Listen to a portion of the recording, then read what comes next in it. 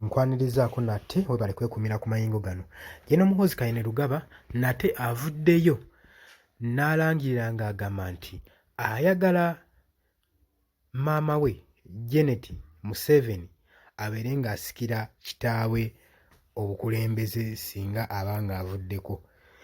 Ayagala nnyina aba asikire entebe y'obukulembeze gwe mukwano gwange ali eyampuliriza. Bino bisesa naye nga nkwanirizaako nnyo mukwano gwange yonna gy'osinza okuba ng'otuwuliriza weebale kwekumira ku mayingo ga Yugi Updates TV. Wabula gwe atanaba kuba ng'otweyungako osubwa kingi nnyo. Ngenda mu maaso wansi waliwo ekigambo subscribe kikondeko ojja sobola otweyungako bulungi nnyo gwe mukwano gwange ali eyampuliriza. Mbaagala nnyo abali mu diaspora mwebale kwekumira ku mayingo gano. Mmwe abasubscribinze mwebale kukola omulimu ogw'amaanyi. Naawe atanaba kuba ng'osubscribinga yokka y'engeri gy'osobola otwebazaamu n'otusiima ku mulimu ogw'amaanyi gwe tukola ogw'okukuweereza n'okukipinga ng'oli updates. Subscribinga busubscribinzi, sharinga, commentinga. Kakati je n'omuhozi Kainerugaba era avuddeyo n'agamba nti nno ye yandiyagadde maama we Janet Museveni abeere ng'asikira kitaawe era agamba nze nnyanyiriza nnyo eno idea eya mange okuba nga asikira kitange mu ntebe ey'obukulembeze gwe mukwano gwange ali eyampuliriza. Avuddeyo watali kwerumaaluma watali kwebwalabwala n'agamba nti nno njagala maama wange Janet Museveni abeere nga y'omu ku ba first lady ku planet eno okufuga Uganda. Ayagala maama abeere nga ye mukyala yekka asoose ku planet eno okufuga Uganda era ng'agamba nti nno nze sikirinaamu na buzibu ekya mmange okuba nga afuuka omukulembeze, takirinaamu kibuzibu era akisanyukira ekya idea eno ey'okuba nga maama we asikira kitaawe gwe mukwano gwange ali eyo ampuliriza. Avuddeyo n'agamba nti nno ku planet eno teriyo mukazi mulala ng'oggyeko Carolite mukyala we aw'ewaka alitokose ewaka, teriyo mukyala mulala ku planet asinga okuggyako maama we. Era n'agamba nze nnyanyiriza idea eno ey'okuba nga maama wange afuuka omukulembeze ng'asikira kitange asobole okuba nga afuukako omukulembeze ng'omukyala yekka asoose ku planet eno gwe mukwano gwange.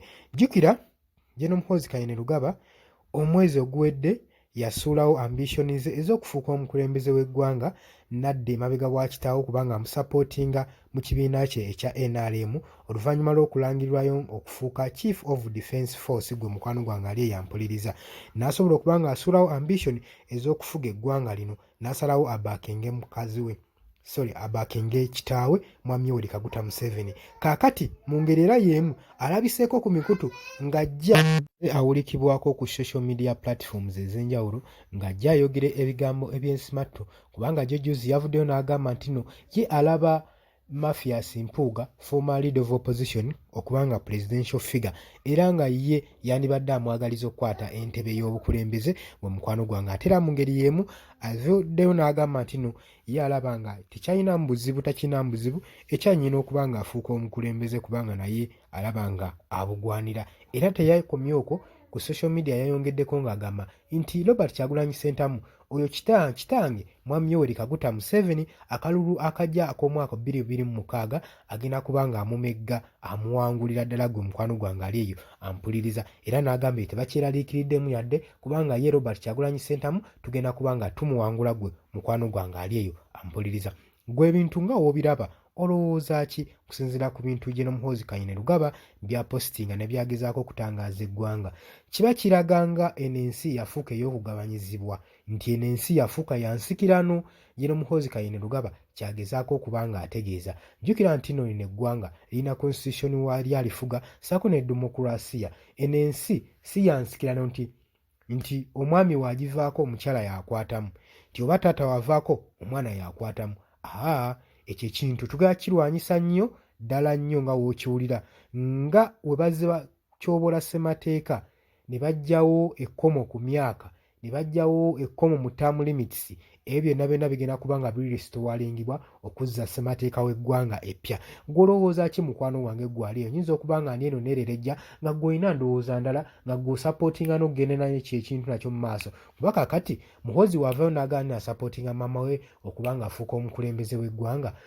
ekintu kye tuli mu kwewala nti mwami Yoweri Kaguta Museveni alina okkiriza nti akaddiye awedde ku mpagala era mu ngeri y'emu ne maama we Janet Museveni era tulaba nga awedde ku mpagala era nga si omuntu gwe tuyinza okugamba nti no alina ideas empya ideologies empya zagenda okuba nga ateeka ku mmeeza okulaakulanya eggwanga Uganda.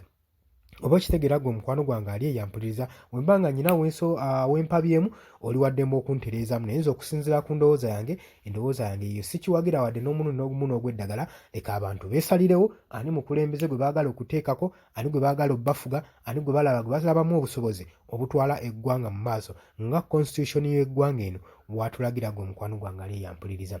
Gwe ayagala okukomentinga kutegeeza jangu mu comment section naye ojja otya mu comment section genda wali okuone ku kigambo subscribinga ojja kuba osobola okuba nga otufollowinga ojja kuba osobola okuteesa naffe mu comment section otangaaze eggwanga gulowooza biki ndowoozayo ku ki kyolaba ekyandikoleddwa ki kyolaba ekigenda mu maaso mu ggwanga Uganda. Bategeeza nti no mbadde bawuliriza balungi nnyo era nga mbaagala nnyo mwebale kwekumira ku mayingo ga Yugi Updates TV mweraba.